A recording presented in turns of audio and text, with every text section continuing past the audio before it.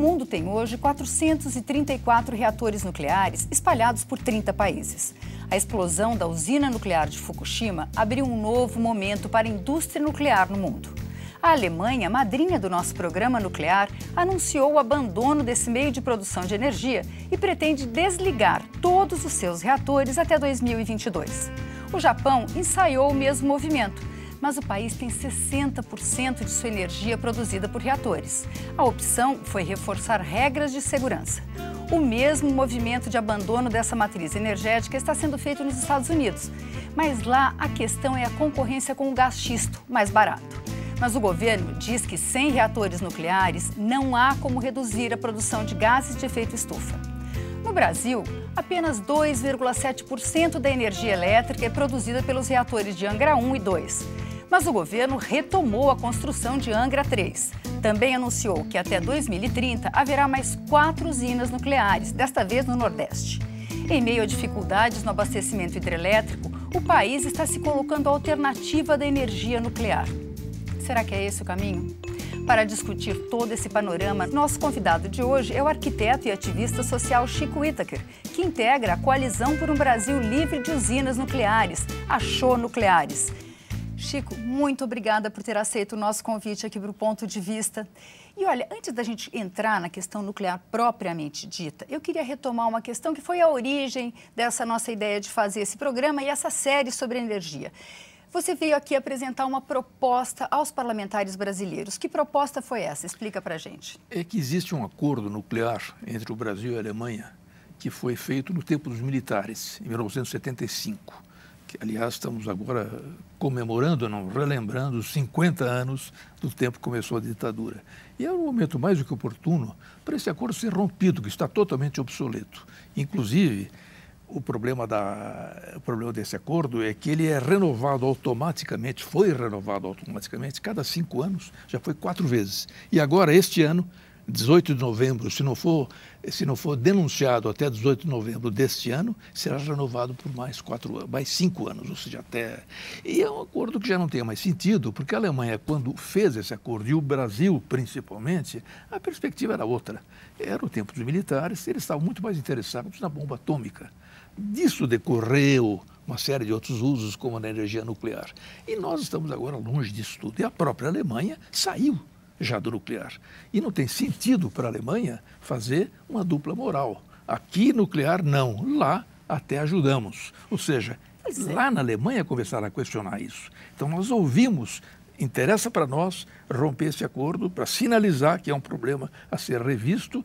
Interessa para os alemães deixar de ter que ficar nessa dupla moral.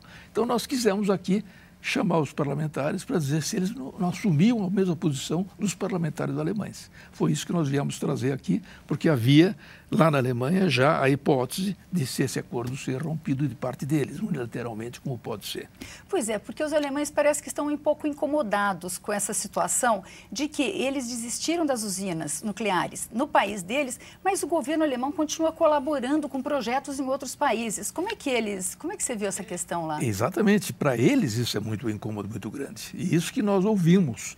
E isso coincide com nossa situação aqui, que não tem sentido esse acordo continuar. Então, no fundo, era uma chance que nós estávamos dando aos alemães, se os parlamentares brasileiros tomassem essa iniciativa de lembrar ao nosso executivo que é hora de romper esse acordo, é uma chance deles dizer aos alemães, olha, nós estaríamos de acordo se vocês quisessem romper. Nós podemos, vocês podem, por que não rompemos conjuntamente? Bom, vamos ver com o que a gente está rompendo. Aqui no Brasil, hoje, a gente tem Angra 1 e Angra 2. Angra 1 produz 657 megawatts, Angra 2, 1.350 megawatts. Angra 3, que está ainda em construção, tinha sido parada, retomou, deve produzir 1.400 megawatts.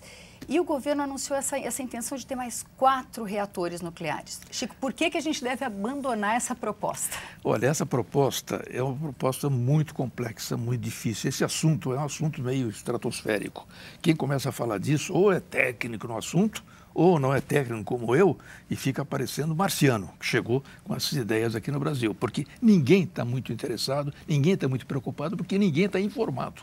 Há uma desinformação total sobre o problema nuclear, a questão das usinas nucleares no Brasil. E é uma desinformação que muitas vezes nós mesmos que estamos trabalhando essa questão dizemos que é porque a origem dela é militar. Então, tudo que é militar é cercado de segredo, segredo por segurança nacional. Mas, na verdade, o problema nuclear no Brasil é um problema de bom senso e um problema ético. Porque se houver informação, ético porque não temos o direito de submeter a população brasileira aos riscos de uma usina nuclear. Mas se houver informação para a população toda sobre o que são esses riscos, cria-se pânico. Quais são esses riscos? Riscos enormes, porque uma risco. usina digamos, é um dos usos chamados pacíficos da energia nuclear, mas ela usa a mesma tecnologia de uma bomba atômica. Uma usina nuclear é nada mais, nada menos que uma chaleira extremamente sofisticada. Ela serve para esquentar água, produzir vapor a altíssima temperatura e com grande pressão, que vai mover uma turbina que vai produzir eletricidade. Então, é uma chaleira que não tem muito sentido, porque ela, por essa sofisticação dela, ela é extremamente complexa de operar e de combinar. Então, o que acontece com essa chaleira? Ela usa o quê? A fissão do urânio. Pega pastilhas de urânio, rompe-se com bombardeio de nêutrons, etc. O rompimento de um átomo de urânio determina criação de outros átomos que, por sua vez, vão romper outros, assim por diante, é a famosa reação em cadeia. Que, no caso de uma bomba atômica, se deixa acontecer e vai até a explosão final. No caso de uma usina, se controla. Se controla para não haja essa reação em cadeia parar num ponto em que ela chega só a 300 graus de temperatura, para produzir a tal de vapor que vai mexer as turbinas. Então, o que acontece é que cuidar disso para que não aconteça essa reação em cadeia é uma operação delicadíssima, que depende de uma porção de fatores. Há problemas técnicos do próprio projeto que pode não ter previsto uma determinada fatalidade qualquer de uma peça. Há problemas externos, no caso do Japão, tsunami, terremoto, etc., que podem interferir. E há falhas humanas. Na hora H, que alguma coisa começa a funcionar mal, se o técnico não tiver a capacidade absoluta de saber exatamente o que precisa fazer, que válvula fechar, como fazer isso, como fazer aquilo, ela pode explodir. Então, o que acontece é que as usinas, se uma vez elas chegam a um nível de fundir e explodir, como aconteceu em Chernobyl, como aconteceu em Fukushima, elas espalham radioatividade por territórios enormes. Chernobyl, você sabe, né? Cobriu a Europa inteira uma nuvem radioativa. Até hoje tem gente lá, não se pode ligar a causa e efeito exatamente, mas tem gente lá morrendo de câncer porque bebeu leite contaminado que foi contaminado pela nuvem de Chernobyl, em tempos idos, há 30 anos atrás. Então, isso tudo são coisas que, nos Estados Unidos, quando houve o primeiro acidente, foi a primeira vez que os técnicos se deram conta de que era possível o acidente. Você está assistindo ao programa Ponto de Vista da Rádio TV Câmara. Nós estamos realizando uma série sobre energia e o nosso convidado de hoje é o ativista Chico Whittaker. Chico, mas você está falando dos acidentes, a energia nuclear começou mais ou menos nos anos 50. Nós tivemos 3 grandes acidentes. Quer dizer, eles não se limitam no tempo? Quer dizer, eles não são coisas raras? Tudo isso por informação. Não tivemos 3, tivemos mais. Tivemos um antes do primeiro deles, que foi um acidente com uma usina de retratamento de combustível na Rússia, que o mundo inteiro ficou sabendo 20 anos depois. Um bruto do acidente do mesmo tipo de Chernobyl. Há um monte de acidentes pequenos que se passam, são todos guardados, porque não pode criar pânico na população. Agora, esses acidentes, uma vez ocorridos, o efeito deles é completamente diferente de um acidente com uma usina hidrelétrica, com um avião que cai, completamente. Porque quando cai um avião, morre uma porção de gente, aquela tragédia, é tristíssimo, mas a gente faz o luto e depois, pronto, toca bonde. Usina hidrelétrica, usina nuclear não, porque ela espalha radioatividade. E a radioatividade leva muito tempo para se desfazer, digamos. Mas eu li recentemente que os resíduos de Chernobyl ainda estão construindo uma capa para enterrar esses resíduos. Chernobyl foi em 86. Exatamente. Eles fizeram que eles chamaram de sarcófago. Jogaram-se concreto armado, chumbo, uma porção de coisa em cima para segurar o quê? Segurar a radioatividade.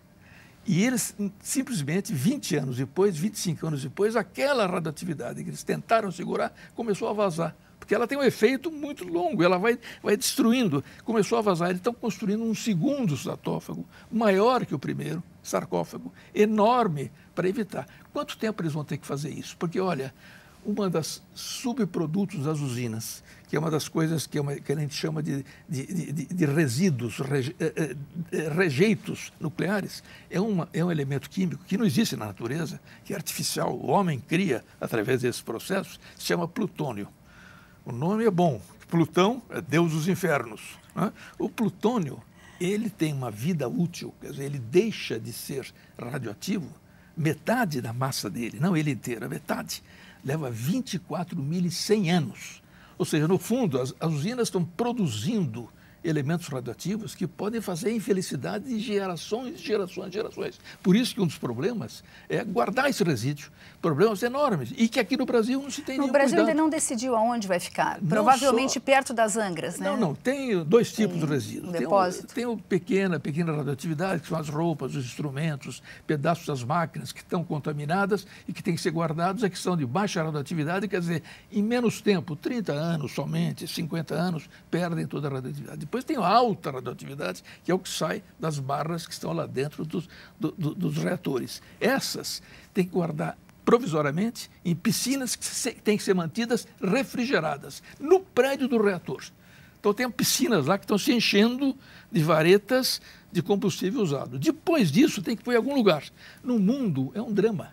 Na França estão construindo um túnel a 500 metros de profundidade, 300 metros para guardar combustível desse tipo. O que eles dizem é guardar para a eternidade.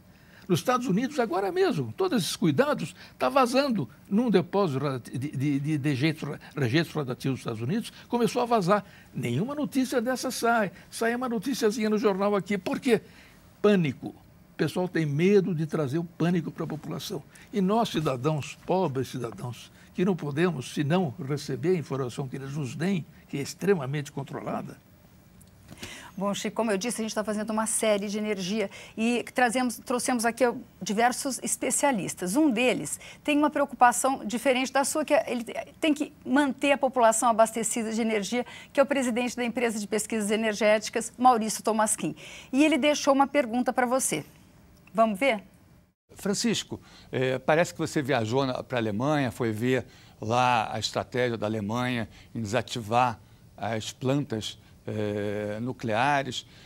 Qual é a sua impressão dos resultados obtidos até ao momento? Parece que algumas empresas estão tendo problema em termos financeiros, que o custo da energia subiu muito lá na Alemanha. É verdade isso? Qual é o seu ponto de vista?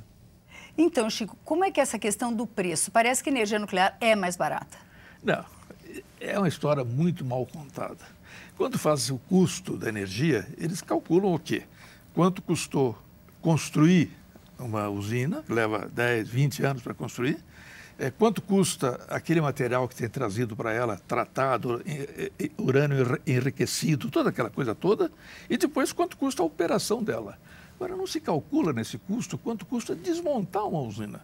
Que ela tem tempo de vida, ela tem, depois de 30 anos, tem que dar um jeito de parar e desmantelar. Tem um nome técnico para isso, descomissionamento das usinas. Bem, o custo do descomissionamento é quase equivalente ao custo de uma usina, ou seja, dobra automaticamente o preço. As empresas na Alemanha estão querendo empurrar para o governo, né? Exatamente. Porque lá as usinas são particulares, né? Exatamente. Aí começa todo o imbróglio da coisa, entendeu? Quem é que ganha com isso? Mas também não se calcula no custo o custo dos desastres. A TEPCO, no Japão, está pagando, por acaso, alguma coisa do desastre, de tudo que tem que ser feito para as vítimas de lá? Não está de jeito nenhum. E não se calcula também o custo lixo.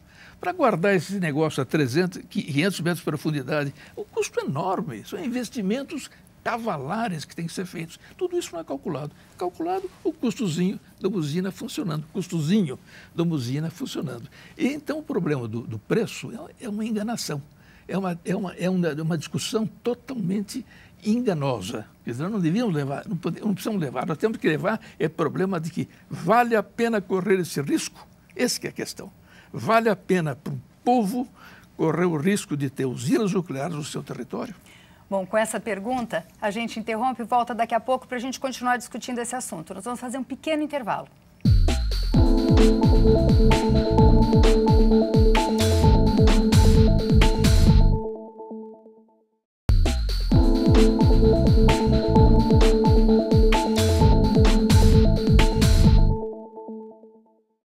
Nós estamos de volta com o ponto de vista da Rádio e TV Câmara. Hoje damos prosseguimento à nossa série sobre energia, recebendo o ativista social Chico Whittaker, da Coalizão por um Brasil Livre de Usinas Nucleares e um dos criadores do Fórum Social Global, que reúne pessoas do mundo todo em busca de respostas alternativas para os problemas enfrentados pela humanidade. E já que nosso assunto é energia, vamos ver o que podemos esperar nessa área. De acordo com o físico e ex-reitor da Universidade de São Paulo, José Goldenberg, a produção anual de energia a partir de biomassa das usinas de cana do Sudeste é equivalente ao que seria a produção de 15 reatores nucleares, como os que se pretende instalar no Nordeste brasileiro. O país também tem investido na produção de energia eólica e outras fontes alternativas.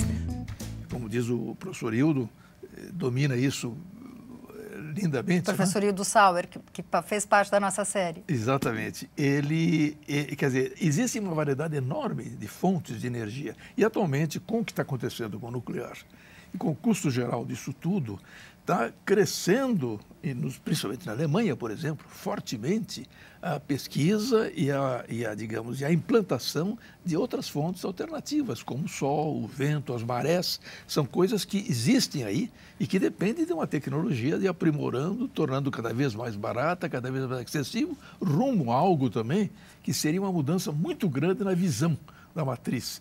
Produção descentralizada de energia. Ou seja, por que nós temos que pensar somente em grandes centros que têm fios que se espalham e que se rompem, não é? Pelo Brasil todo, ligando? Por que não podemos diminuir essa necessidade da energia que venha dos centros maiores e passe a ser feita também nas casas, através de um sistema que já existe hoje, tecnologicamente já existe a possibilidade de você produzir energia na sua casa, gastar o que você precisa e o resto jogar na rede geral, contribuir para a rede geral. Você citou o professor Hildo Sauer, da USP de São Paulo, e ele participou da nossa série, e como ele sabia que você foi à Alemanha, é um dos países que tem feito muitas experiências em energia alternativa, ele também quis saber um pouco o que você viu por lá. Vamos ver a pergunta do professor? Eu gostaria que o Chico nos dissesse como estão as atividades da campanha e qual o grau de sucesso obtido na Alemanha, que abandonou as usinas nucleares e que, todavia, tinha a tentativa de promover o financiamento da usina nuclear Angra 3 no Brasil, enquanto, sabendo que ela vai custar mais do que um conjunto disponível de outras fontes, que poderia custar menos do que Angra 3 e não deixará uma herança de 30.000 toneladas de combustíveis altamente irradiados, como herança maldita para gerações futuras. Então, Chico, o que você sentiu dos parlamentares do governo alemão com relação ao nosso programa nuclear? Olha, existe já uma decisão agora recentíssima do governo alemão de que garantia Hermes, que era a garantia que eles davam para financiar a Angra 3, eles isso já eliminaram, não vão dar garantia nenhuma desse tipo. O que existe, de fato, ainda, para eles, ainda um pequeno resquício de vontade de continuar negociando com o Brasil, especialmente na segurança, que é um dos problemas seríssimos de Angra 3. Aliás, um pequeno detalhe, o grande drama do risco que corremos no Brasil é que, apesar de tudo que se aprendeu com Three Mile Island, que se aprendeu com Chernobyl, que se aprendeu com Fukushima, e que determinou que a Agência Internacional de Energia Atômica estabelecesse novas normas para a construção de usinas, tudo isso deveria ter sido incorporado ao projeto da nossa usina de Angra 3. E não foi absolutamente nada incorporado. É uma das denúncias mais graves que estão correndo por aí. Ou seja, a nossa usina está funcionando com tecnologia de 1970. Os riscos, portanto, muito maiores. Agora, no caso dos alemães, eles estão realmente querendo parar com essa ajuda. Mas tem essa dificuldade, que tem um contrato ainda assinado, tem que ser rescindido, todas essas coisas. No alternativo, que é o que ele mais, que o professor Hildo, aliás, eu queria dizer também, entre parênteses, eu não sou físico nuclear, não sou engenheiro nuclear, sou arquiteto de formação. E eu acordei para essa questão nuclear com o desastre de Fukushima. Eu e todos que participam da coalizão que nós fomos montando pouco a pouco. Não é? Quer dizer, acordei com a questão e comecei a me aprofundar. E uma das pessoas que mais me ajudaram, a mim e aos outros que entraram nisso, no aprendizado, que é um aprendizado, tem que estudar, tem que tentar entender, tem que pedir informação, foi exatamente o professor Hildo Sauer, que inclusive se dispõe aí nas nossas manifestações, pessoalmente, e nos ajuda ali mesmo, quase que dá aula na rua para a gente sobre as radiações naturais que chegam do solo, que a gente nem sabe que existem. Ou seja, o Hildo Sauer, nós devemos muito a ele, assim como aos seus colegas. Ele se formou durante o período do acordo nuclear, né? Ele foi Exato. Físico nuclear, participou muito desse processo, quer dizer, estudou durante esse processo, né? Ele conhece bem esse... Possivelmente, inclusive, talvez tenha até acreditado em muitas coisas. Progressivamente, ele também foi descobrindo a realidade do que é a usina nuclear. Agora, os alemães estão nisso, eles estão tentando novidades. E são novidades que, aliás, quando a gente quer que interrompa o acordo nuclear Brasil-Alemanha de 75, a gente quer que ele seja substituído por outro que já foi assinado em 2008, que entrou em validade em 2012, sobre energias renováveis alternativas. Então, é sobre esse novo acordo que nós gostaríamos que o governo brasileiro pusesse mais força, e o governo alemão também. Ou seja, pode continuar a haver negociação comercial, inclusive, com os alemães, mas em torno de energias renováveis. Deixamos de lado, porque na matriz brasileira a escolha quase é essa. Tudo que existe é útil. Façamos tudo que seja possível, combinemos isso para que, quando uma enfraquece, a outra aumenta, etc., mas retiremos a matriz nuclear. Esse é o nosso grande objetivo. Você está assistindo ao programa Ponto de Vista da Rádio TV Câmara. Nós estamos realizando uma série sobre energia e nosso convidado de hoje é o arquiteto e ativista Chico Whittaker. Chico, no último relatório do painel intergovernamental de mudanças climáticas, os cientistas falaram que a energia nuclear é a única que pode deter o aquecimento do planeta, porque ela não produz gases de efeito estufa. Como é que vocês veem essa questão? Foi meio surpreendente esse detalhe. A mim me dá a impressão um pouco que dá uma impressão certos médicos especialistas, né? Especialista em ortopedia. Entende absolutamente tudo que acontece com os ossos, mas não entende muito o que acontece com o coração, com o cérebro. Ou o cardiólogo, que entende, ou seja, essa visão de conjunto faltou talvez nos especialistas do IPCC. Porque eles viram que, naturalmente, como uma usina, quando ela já está funcionando, porque antes não, enquanto constrói, enquanto faz mineração de urânio, não. Mas enquanto ela está funcionando, ela não expele dióxido de carbono para a atmosfera. Então, vamos fazer com que essa matriz energética seja a mais desenvolvida. Só que ela, junto com ela, vem problemas enormes, como esse do risco e como, no fundo, o problema do custo. Que o custo dela, inclusive, está aumentando cada vez mais por causa dos cuidados que têm que ser obrigatoriamente feitos para quando aconteçam desastres. A gente está com o nosso tempo quase esgotado, mas eu queria te perguntar mais uma coisa. Como é que vocês veem a questão militar da energia? Porque diversos países, tem polêmica, o Irã passou por um problemão, de que os países são acusados de quererem, na verdade, com fins militares, falando que é para a produção de energia. Só para a gente encerrar. O problema existe, porque como é a mesma tecnologia, fissão do urânio para fazer a chamada reação em cadeia, que vai quebrando outros átomos até chegar na explosão, o problema é somente de escala. Quando se fala em enriquecimento de urânio, se fala que é necessário para as usinas, até 3%, 4%. Para a bomba é preciso 90%. Então, o que está por detrás disso estão todas as tecnologias extremamente secretas que são tocadas, que no fundo da cabeça de muitos militares ainda é a posse da bomba atômica, que é a ameaça do apocalipse nuclear no mundo. Chico, muito obrigada por ter aceito o nosso convite, por ter estado aqui conosco. E se você quiser saber mais do movimento do Chico Whittaker, é shownuclear.net. É o site onde você vai poder encontrar essas informações. E você pode rever essa e outras entrevistas na nossa página na internet, www.tv.câmara.leg.br/ponto de vista. Eu sou Vânia Alves e espero ver você em nossas próximas edições. Até mais!